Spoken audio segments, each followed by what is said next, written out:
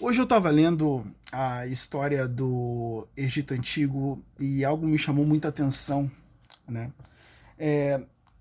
No Egito Antigo, os sacerdotes, eles tinham uma influência muito grande sobre o faraó. Exatamente porque o faraó, ele era filho de Horus, e Horus foi o primeiro faraó, né? Na verdade, depois.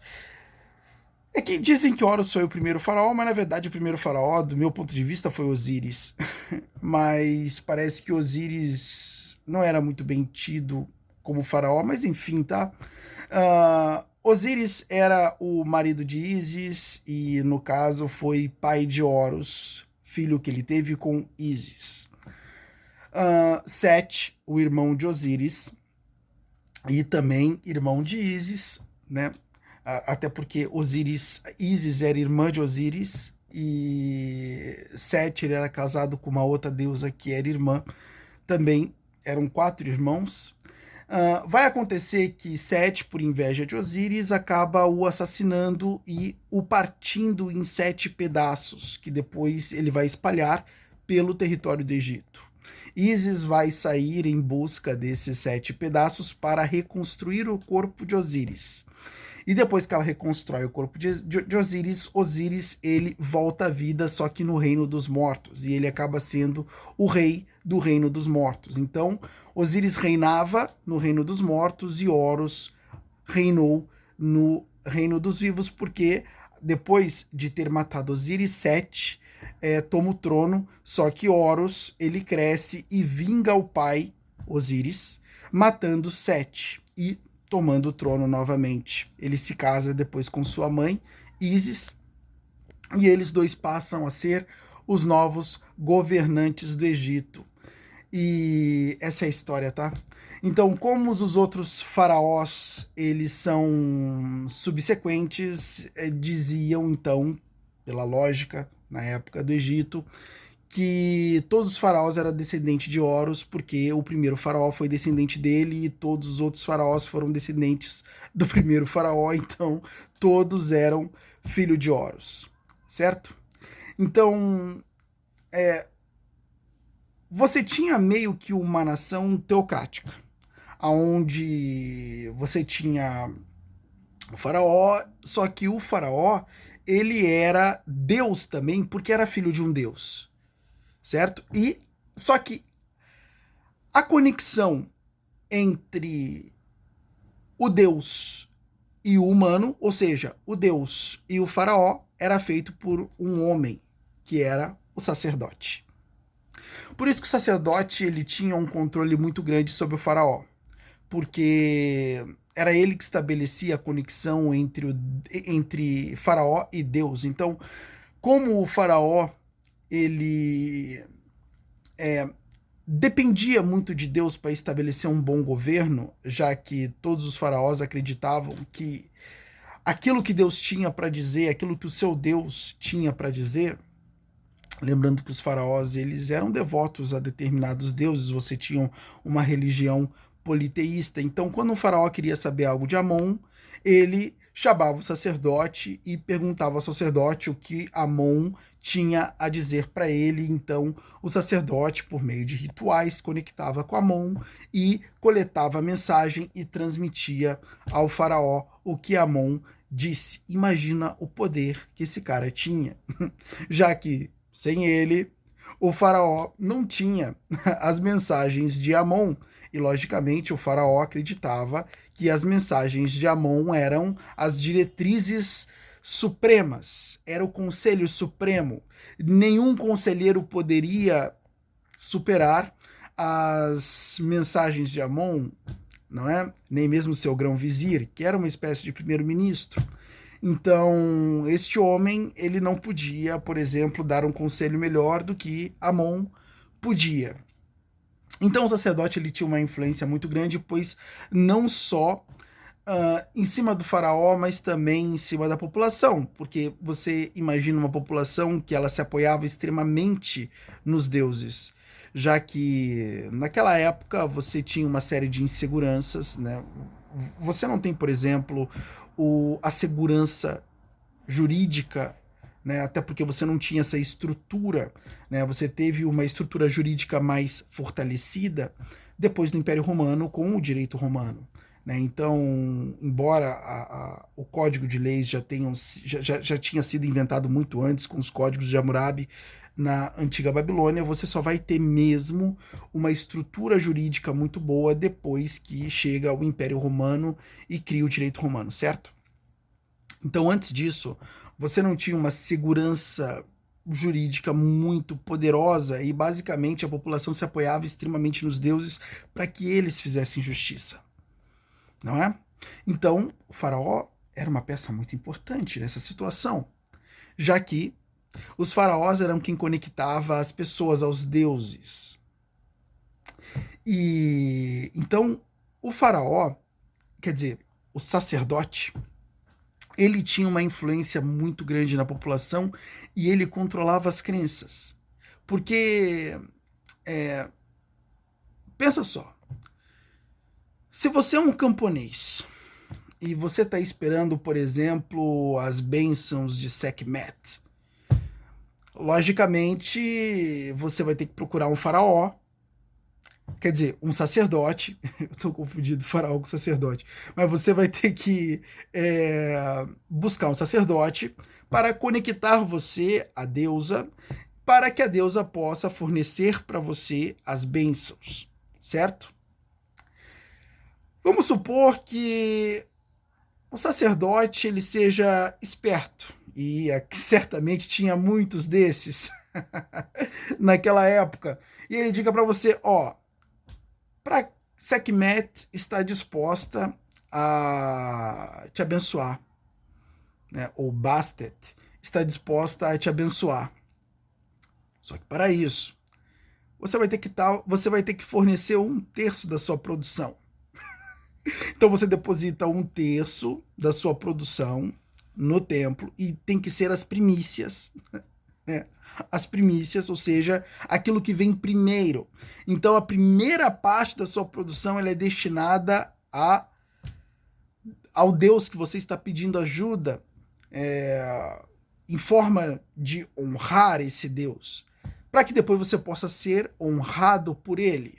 Então, você dar as primícias daquilo que você produziu ao templo, lembrando que o seu sacrifício, você não queima as primícias. Você não joga, por exemplo, as primícias no Nilo. Não, você tem que dar na mão do sacerdote, depositando no templo que, logicamente, ele comandava, ele gerenciava, ele administrava.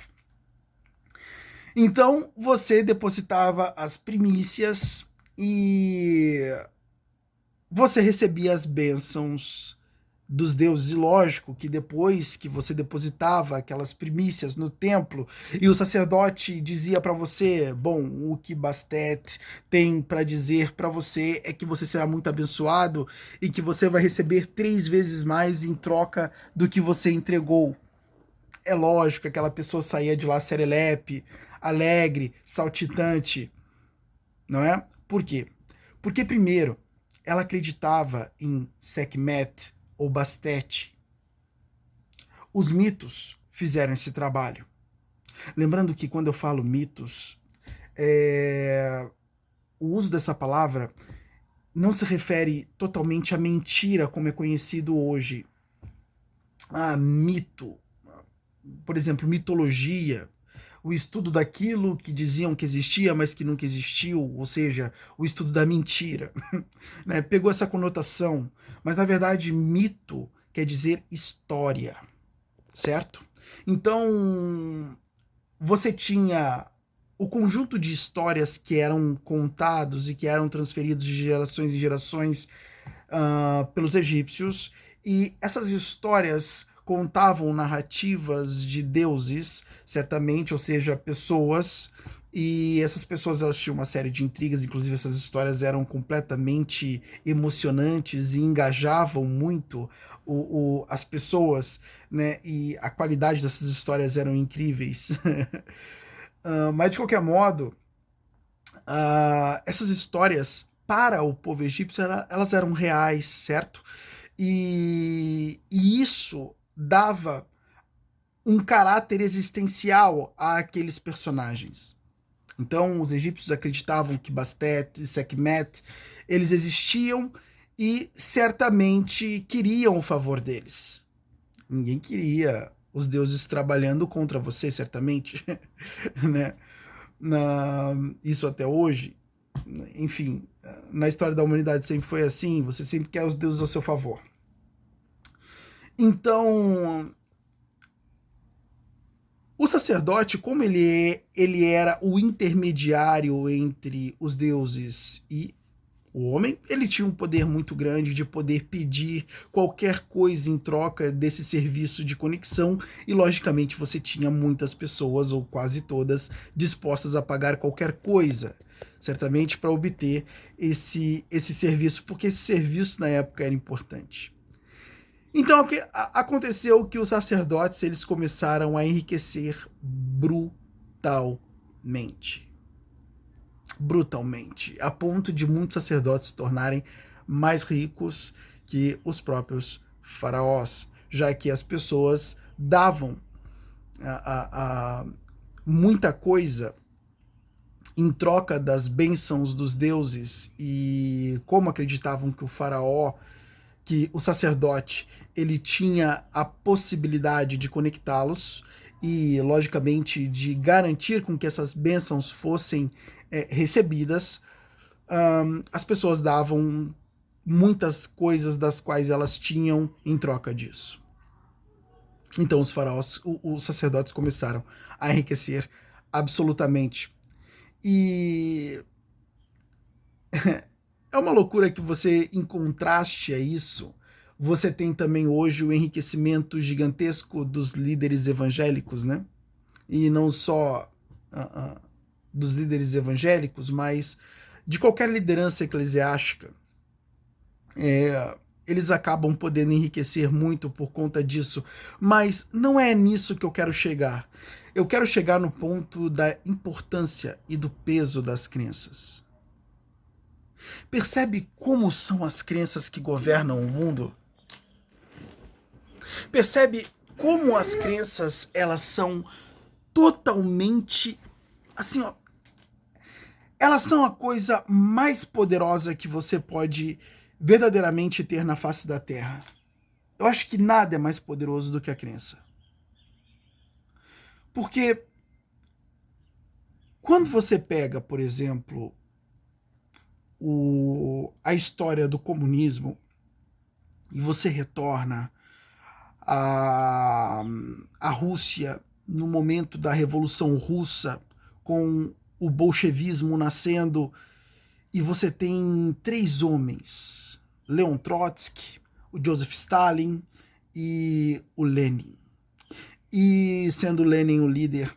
E acontece que esses 3 homens, eles conseguem levar uma nação a se revoltar contra uma monarquia que, em um determinado momento, eles acabam com a monarquia e eles instalam a União Soviética e o regime comunista lá dentro. Então, basicamente, eles prometeram para aquele povo uma vida diferente, onde não havia sofrimento, não havia pobreza, porque todos seriam iguais e seriam igualados não porque todos enriqueceriam, mas porque todos empobreceriam.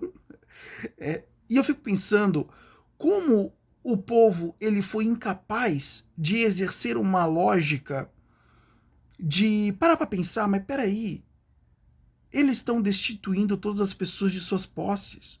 Porque o cara que é rico, ele vai ter que se abdicar do que ele possui para se igualar ao outro que é, por exemplo, o seu funcionário. E para quem ele vai estar entregando esse meio de produção que ele possui? Ele vai estar entregando para o Estado. Porque o Estado vai pegar o meio de produção. Então, de uma certa forma, algum dono aquele meio de produção ainda teria. Não havia um meio de produção que ele tinha todos como dono, desde o funcionário até o alto escalão da fábrica, e todos eram donos da fábrica ao mesmo tempo. Quem iria tomar as decisões? Que baderna seria isso? Mas eles conseguiram vender essa ideia.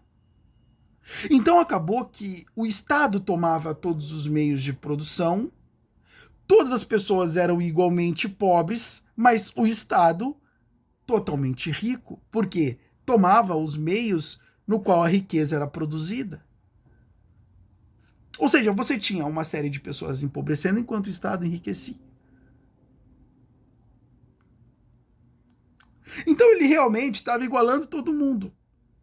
Mas ele não eram iguais aos outros. Ou seja, é como o próprio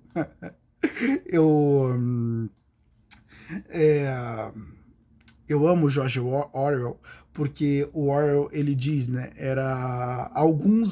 todos eram iguais, só que alguns eram mais iguais do que outros. Essa metáfora do Orwell é incrível, ele fala isso na Revolução dos Bichos.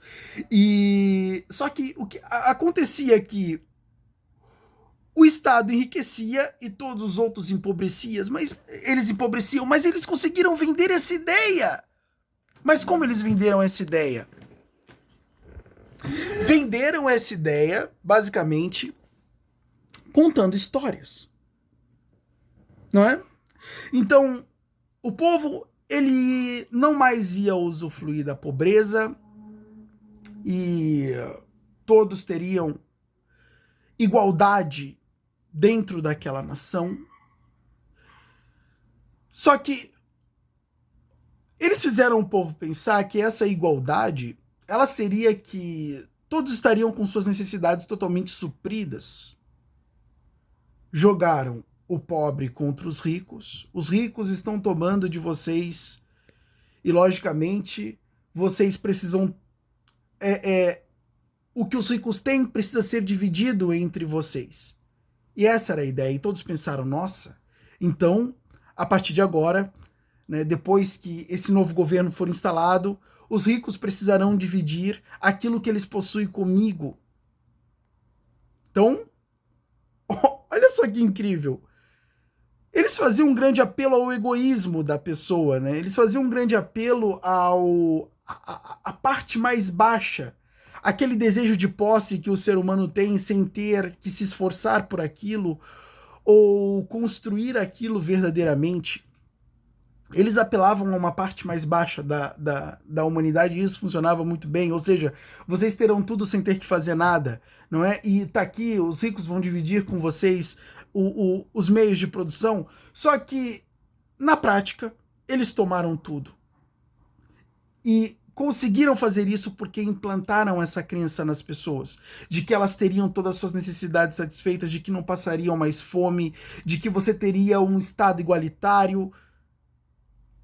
Só que nada disso aconteceu. Mas a crença, ela foi implantada a ponto de fazer todas as pessoas entregarem o que elas tinham para, de fato, fazer este sonho compartilhado se tornar uma realidade.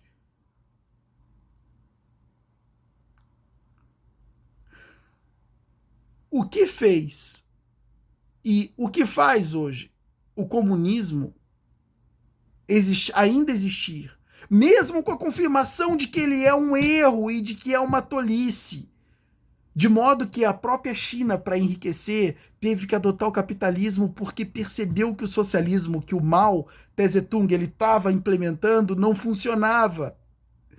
Então, depois que chegou o Deng Xiaoping na China, ele mudou, começou a fazer relações comerciais com outras nações, incluindo os Estados Unidos, e isso começou a alavancar desde lá a economia da China, que hoje é a segunda maior potência do mundo. Mas por quê? Porque entendeu que comunismo não funciona economicamente.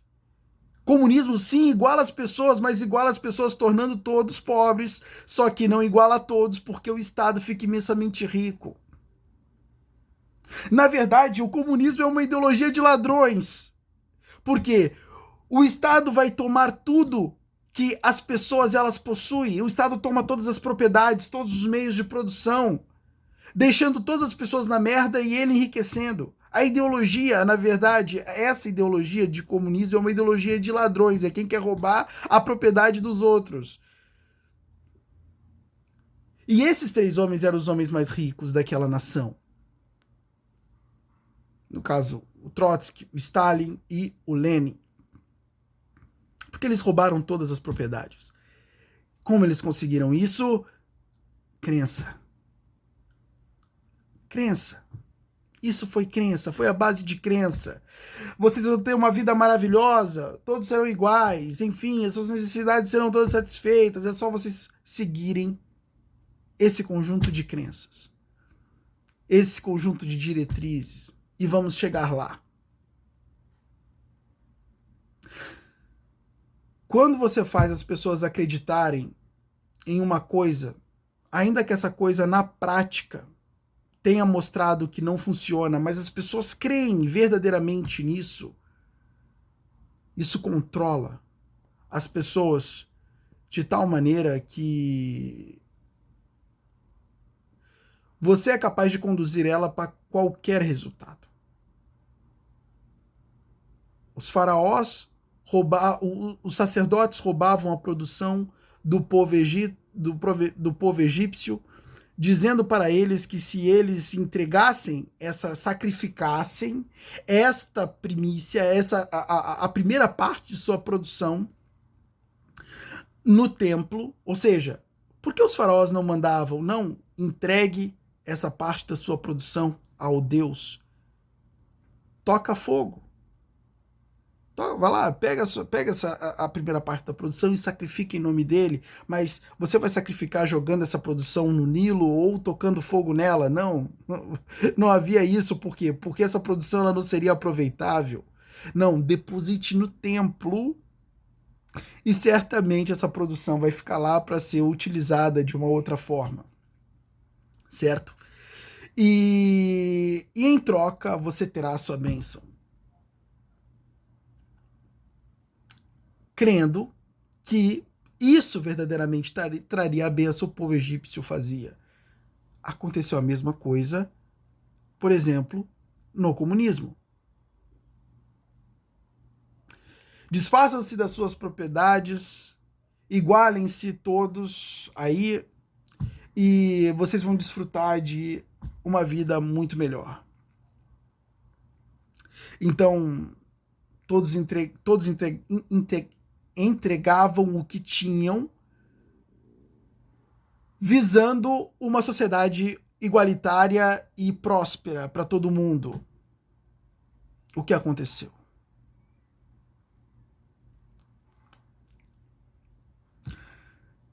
Mas eles fizeram isso porque acreditavam nisso.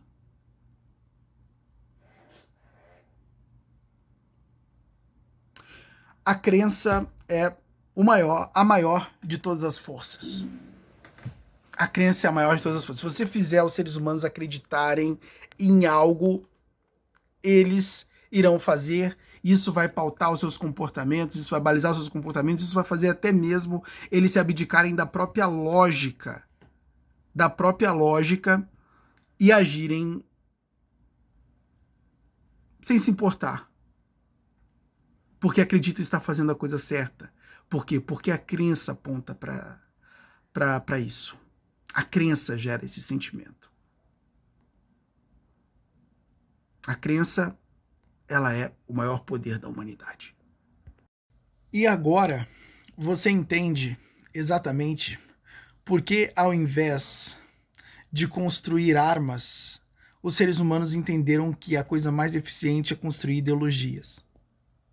Então, quando você pega, por exemplo, engraçado, olha só, lembrei disso aqui agora. No comunismo, você tem uma etapa que, ao longo da história do comunismo, você tem uma etapa onde era muito incentivado a revolta armada.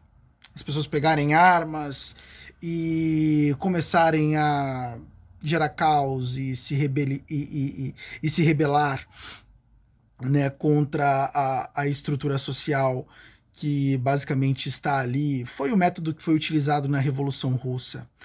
Mas depois que chegou o sábio, muito sábio, Antônio Gramsci, ele mudou isso.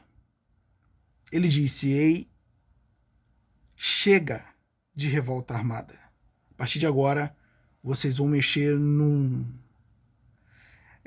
numa caixinha muito mais poderosa, que é a mente das pessoas. Vocês vão atuar na cultura. Vocês vão fazer a revolução cultural. Faça amor, não faça guerra. A tal da New Left, que basicamente ganha muita força nos Estados Unidos. E que inclusive vai ser muito empoderada pelo movimento hippie. Mas de qualquer modo, o que estava acontecendo ali? Estava acontecendo uma mudança de estratégia, saindo de uma estratégia menos eficaz para uma estratégia mais eficaz. Por quê? Porque você não precisava de armamento, sendo que as armas eram as ideias, e você mudava por completo o comportamento das pessoas, porque você introduziu uma nova ideologia, não é? Ideologia, eu quero uma para viver, não é? Então, você introduzia uma ideologia na cabeça das pessoas e, lógico, essas pessoas passavam a se comportar segundo a ideologia, por isso que mudava o comportamento, mudava o pensamento e você controlava uma massa, pondo essa massa para seguir numa direção, apenas introduzindo ideias na cabeça dela. Isso era muito mais eficiente que uma arma. Muito mais eficiente. Se na Segunda Guerra Mundial os Estados Unidos pudessem resetar a cabeça dos japoneses no sentido de fazer eles verdadeiramente crerem que o imperador não era um deus, eles tinham acabado com o Banzai, né? Aquele sacrifício que os japoneses faziam, aquele ato meio suicida, né, que os japoneses executavam com a finalidade de morrer honrosamente pela defesa do Deus que era o imperador. Para você ter ideia, aquele ato, você não consegue entender aquele ato dos japoneses que você, meu Deus, como o cara faz isso? O cara tá vendo 700, o cara tá vendo uns 30 caras armados com submetralhadora Thompson e tá correndo na direção deles como se essas armas não tivessem na mão deles. Como é que esses caras fazem isso? Era totalmente lógico. Mas você não consegue compreender se você não entender que por detrás daquela ação, daquele comportamento, tinha a crença de que ele tinha que morrer honrosamente na defesa do seu imperador, que era o seu Deus, na face da terra. Então, aquilo era o mais honroso que ele poderia fazer. Se lançar diante das 30 metralhadoras como se elas não existissem e honrosamente morrer no campo de batalha. Era por isso que a bomba atômica teve que ser usada, porque senão, meu amigo, os americanos iam entrar naquela ilha, mas olha, a custo de muitas vidas mesmo. Mas de qualquer modo, eu quero que você entenda o porquê a ideologia ela é tão importante. A ideologia, ela é o que move verdadeiramente os seres humanos. Ela é o que faz você fazer o que qualquer coisa que necessite ser feito, abdicando-se da própria lógica, ou seja, não racionalizando acerca do que está fazendo, mas simplesmente fazendo porque você tem uma crença core, uma crença raiz de que aquilo é a coisa certa. Entende? Então, as ideologias, elas são extremamente poderosas por conta disso.